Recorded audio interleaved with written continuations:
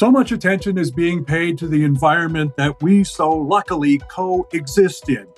And yet there's so much going on around us that we simply don't understand. That is definitely one of the questions that confronted Linda Groocock that day near Digby, Nova Scotia, in what is called the Annapolis Basin. Because that's the day she saw a pod of dolphins stuck in the mud, helpless. What happened next is nothing short of a miracle.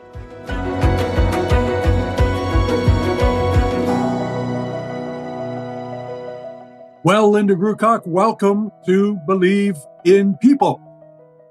Oh, thank you for having me today. So here we are speaking to you in Annapolis, Royal, Nova Scotia, which obviously is in the Maritime Provinces, which means you're next to the sea. I just want to know, initially, was it a regular day for you? And were you just driving along and then all of a sudden you saw how many of these poor little white-sided dolphins stuck in the mud? Well, I was actually going to Digby to pick up supplies for foster kittens that we had, and also to meet with a lady at a fish plant who was saying there were some feral cats there.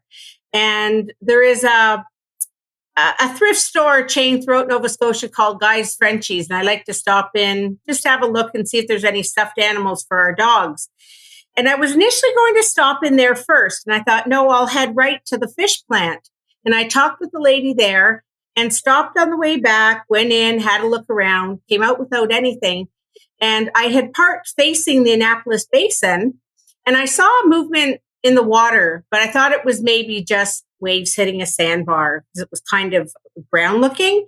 And there was a gentleman in the car beside me with binoculars. So I pulled mine out. You probably heard on any of the other broadcasts that my friend Kathy always says, carry your binoculars. So I pulled them out, and lo and behold, I saw dolphins feeding, and I was just so excited because I'd heard they were in the Annapolis Basin, but hadn't seen them till that day. And quite honestly, I think if I had done things in a reverse order, I wouldn't have seen them that day. So I do think whether it's serendipitous or karma or spiritual, something I think made me be there that day. And Linda, so just for the listeners and viewers, you're a semi-retired registered veterinary technician. So you're aware, your radar is out there. What happened next? What happened when you saw these dolphins? Well, I wanted to get closer because it's just so exciting. So I went down this big hill and with my binoculars, and I couldn't see as well. So I just kind of pinpointed where I was and drove to another part of the shore and got as close as I could get without being in the water. And I noticed a tail flipping in the distance. And that's when it occurred to me that they were starting to beach because the tide was going out. Oh, so they were getting stuck.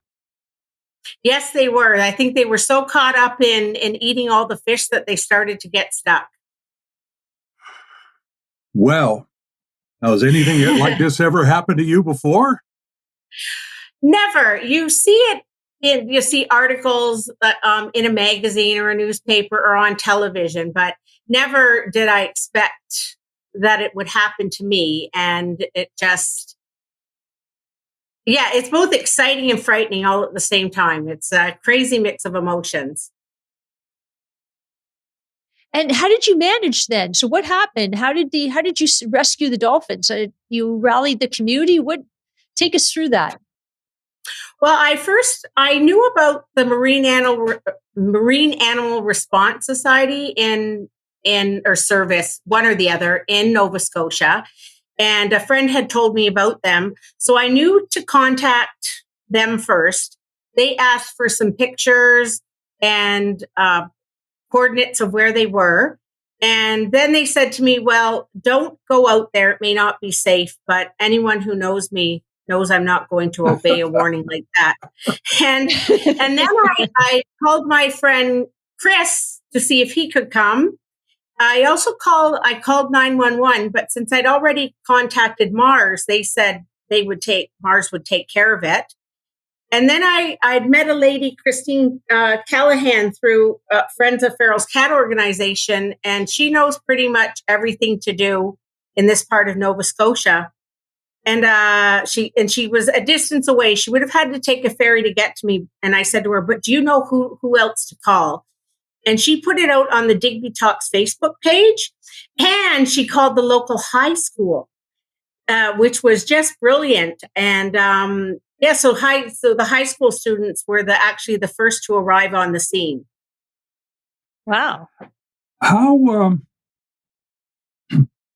I don't know how to ask this question because I'm not a marine biologist, but how were the dolphins? Could you tell they were in distress? What do they do? Yeah, you'd think that they'd be flipping around a lot, but they were just laying. Most of them were just laying as still as can be. So I headed out to the ones that had beached first to see how they were doing. And while I was out there, that's when these 3 young, strong high school students came, and I waved one to come out. And they were really calm. And of course, being a pod of dolphins, you have dolphins of different sizes. So we were able to start. We got a couple of the smaller ones just into this stream of water, because you have the salt water meeting fresh water, because the Bear River runs into the basin further up, and from there, other people just started arriving. The Department of Fisheries, and then eventually the fire department showed up too. Because Mars, any of their volunteers were over 2 hours away, and that would have taken them too long to get there to help with the dolphins. Wow. And how long do you know how long dolphins last without water? That's a good question. I didn't know till that day. So they can last about 6 hours without water. So I saw them beaching probably between 1:15 and 1:20. And then it was after 5:00 when the tide started coming back in, that the larger dolphins could be freed from the mud. So we were getting pretty close to the 6-hour mark when all was said and done. Yeah, well, I was just going to ask you how long the tide was out. Okay, so we've been throwing around the word pod of dolphins. Like, how many dolphins are we talking about here? Oh, I counted 16 that day. Wow. Yes, and they are. Pardon? You saved them all. That day, yes. Unfortunately, they sent a volunteer down from Mars on the Saturday, and they must have been around when the tide was out. And we did find 2 that had passed away. And I would have liked all of them to have survived. But if we look at the glass being half full rather than half empty, everyone did such a super job, and it could have been way worse than that. I mean, maybe they wouldn't have been noticed, and then all of them could have passed away that day. So we were very, very lucky. Yeah. And how do you move a dolphin? Like, what's the process? Well, yeah, so the larger ones had to stay in place, and I learned so much about dolphins that day. The fisheries people said they have to stay on their bellies, they have to stay sternal because they breathe better, and you can wet them down. Mind you, it was very muddy wet that we were wetting them down with, and you just have to make sure that you don't be dumping water in their blowhole. The smaller dolphins, they either put on just a plastic child sled or tarps that they were getting them out to the water with.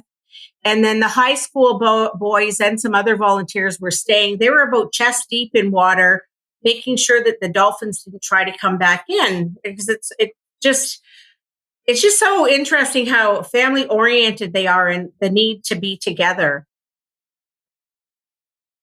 Oh, that's interesting. The dolphins want to stay together. They're like us in a lot of ways, maybe. Well, that's what I'm kind of no. I'm wanting to learn more about dolphins now, but from what we were observing that day, yes, they kept wanting to come back into the others, and it wasn't They were all I didn't hear any sounds from the dolphins while they were stuck in the mud. However, when the tide started coming back in and they were getting a little bit more loose in the mud because of the water, they started doing their little clicks and whistles to each other, which I tell you, that sure tugged at my heartstrings. And I'm sure everybody else is out there. Oh my. Oh my. Wow. And were they cooperative? Like, how were they with humans, the dolphins? Yeah, they were surprisingly very cooperative. We had try to keep their fins up to the side to keep them sort of straight in the mud. And I think even when they had them on the sleds, they just stayed put while everybody got the ones that they could from the mud out to the water. Well, I would assume that they were probably terrified. Oh, I can't even imagine how that would feel, because now you're totally out of your element. But they were a very, very calm species that when they were with us that day. And you wonder when you hear these stories of dolphins rescuing fishermen and different things, wondering like they are sentient beings and what kind of communication is going on. I'm sure everybody out there was talking to them like I was. You say, "Don't worry, we're all here to help you. It's going to be okay." And I gave them a kiss or two, but maybe other people did too. And it's just the commute. There had to be about 35 to 40 people out there. I don't know how many people lost their shoes and socks and everything else to the Fundy mud, but nobody seemed to mind. They were just happy and wanting to do what was best for the dolphins. Wow. So from start to finish, how long was this process? So I contacted Mars by about 1:30 in the afternoon. And just after 5:00, everybody had to come out of the water because the tide does come in quickly and you don't want to risk anybody's lives out there. And that's when the larger dolphins were freed from the mud. So, about a 4.5, probably 5 hours from beginning to start when I first maybe noticed them. I'd love for you to tell me about the satisfaction that one being yourself, gets from doing something like this. But at the same time, if I can ask a double-edged question, the satisfaction that you received from helping save these dolphins, but what about the satisfaction of your community as well for pitching in when they were needed? It's almost hard to find words when you're involved in something like this. It do believe it wasn't just a matter of right place, right time. I think there was some spiritual component that had me there that day. When I'm out driving around, I'm always looking, is there going to be an animal in need that may need some help? There's nothing in life that gives me more joy than being able to help an animal. And then this happening and me being there and able to make some calls to people who I know would be able to help out, because I didn't know how to reach out to people to get more people to come from the community. And then when we were out there, I'll add a little add-on story. There's a gentleman in our church named Stuart, and he's head of the board of the church. And we were having a little fundraiser play the next day to raise money for solar panels for the church. And I got late to the rehearsal on the Friday night, and Stuart says to me, "Oh, my grandson Daniel was out there today." I said, "Daniel, he was the first high school boy to reach me to help with the dolphins." So I even get goosebumps now thinking about it. And he said all the high school kids had to call their parents before they could come to the dolphin scene. And I guess Daniel's mom couldn't even understand what he was saying when he was on the phone. He was so excited. And I just think everybody getting the chance to be part of such a life-changing event, and just the joy and happiness and love and support it was coming from all directions. The posts on Facebook, I think some of them are still coming today.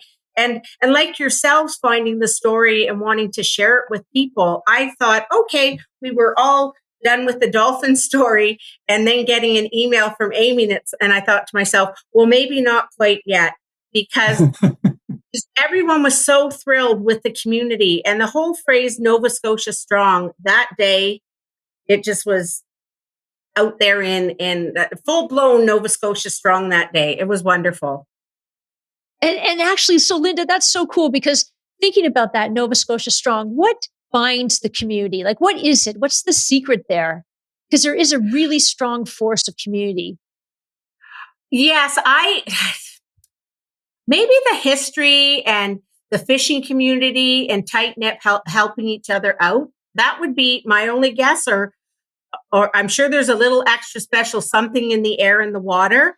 Everyone is just so friendly out here. I mean, I'm from Ontario, and they don't know if I'm coming out here with big city views or anything, which I wasn't. But I just wanted a quieter life with friendly people, and they have it nailed down. I mean, even when you call a government services or healthcare, and you know that they're getting a million calls a day, just especially with the status of service providers and things, and everyone is still so very friendly. And yeah, I just wish we could spread more of that around other parts of the country at times, because they have a good outlook on life, and everyone is just hardworking, and and a good sense of community. There are these little community halls all over different parts of the province, and all of them are active, which is just fantastic. So it gives you a sense of how everybody is in gathering and helping.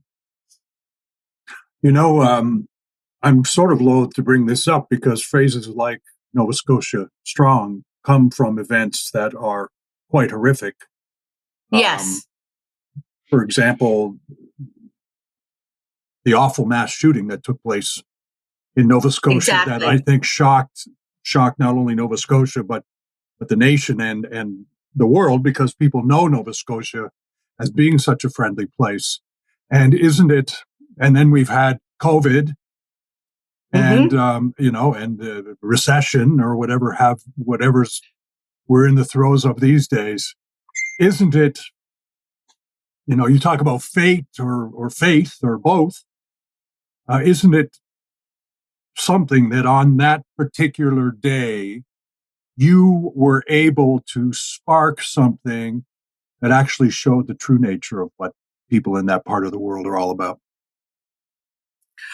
Definitely. It is a way of looking at Nova Scotia Strong differently. And for them to stay together as a province and as different communities after that horrific event with the mass shootings, and then to be able to celebrate something different and give a different spin to Nova Scotia Strong, because the recovery from something like that, I don't know if there ever is a recovery. It's going to be part of their lives forever. But the fact that, they can still see the happiness and have the ability to help others and animals.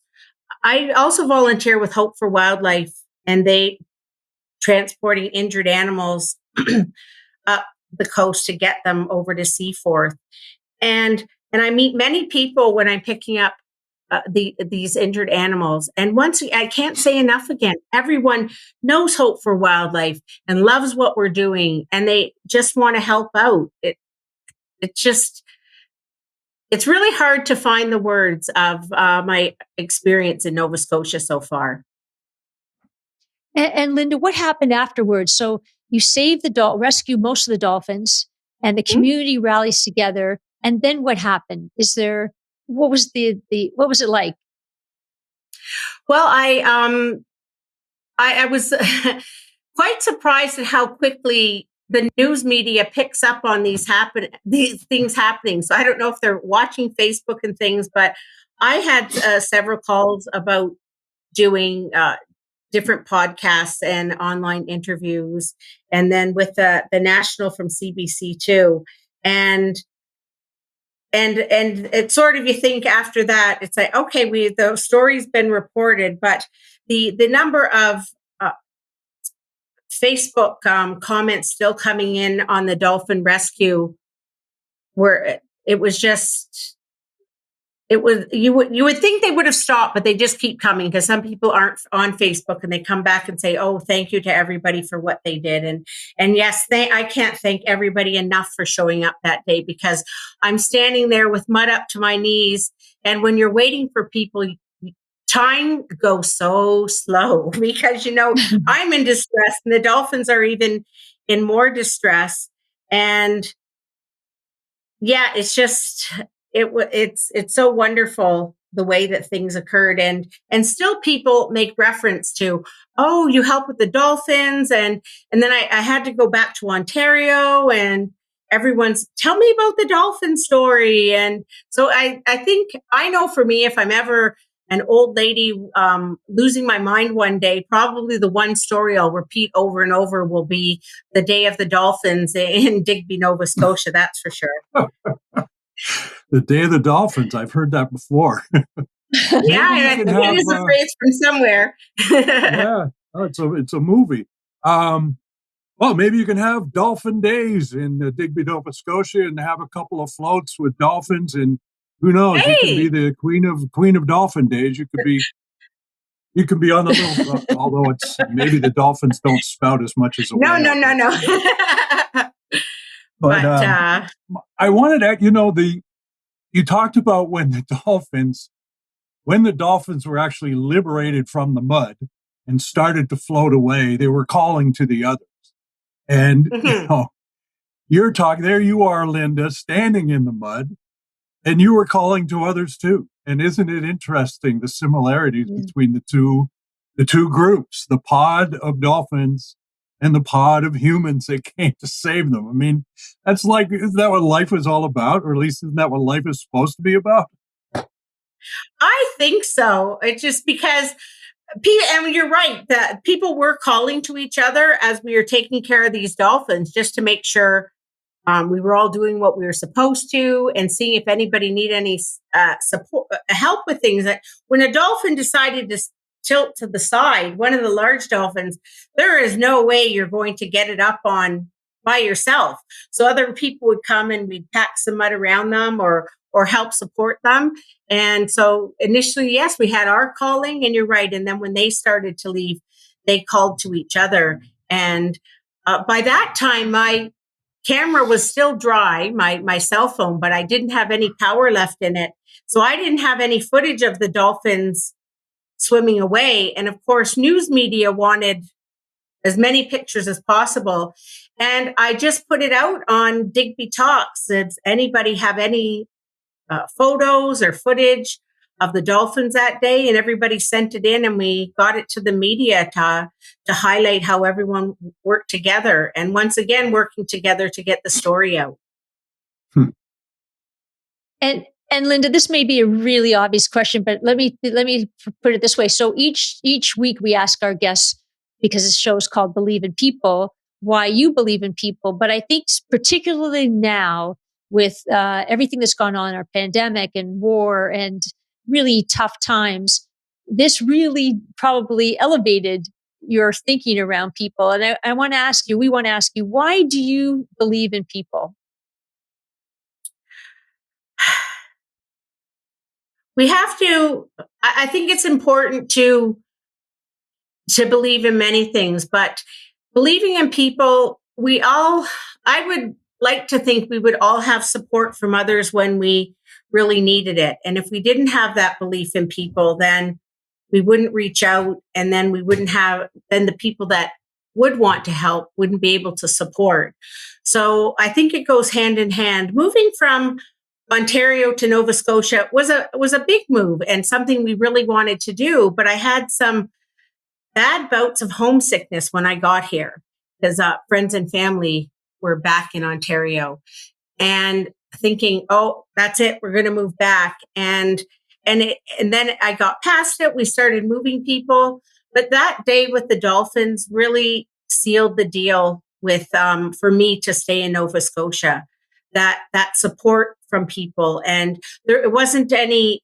It just, I don't think they had a second thought about coming to help. There's dolphins, and we need to help, and we're all going to get together.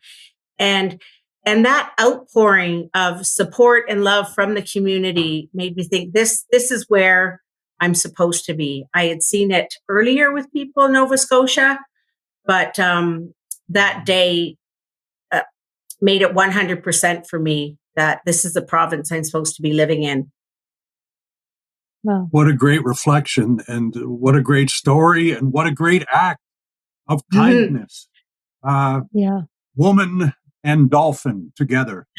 I'm assuming you're going to be the dolphin lady of Digby for the rest of your life, and I really think that that's a T-shirt that you should have printed. And just in closing, I love dolphins, but I also love lobster, and let's hope we can get together and have a lobster supper someday.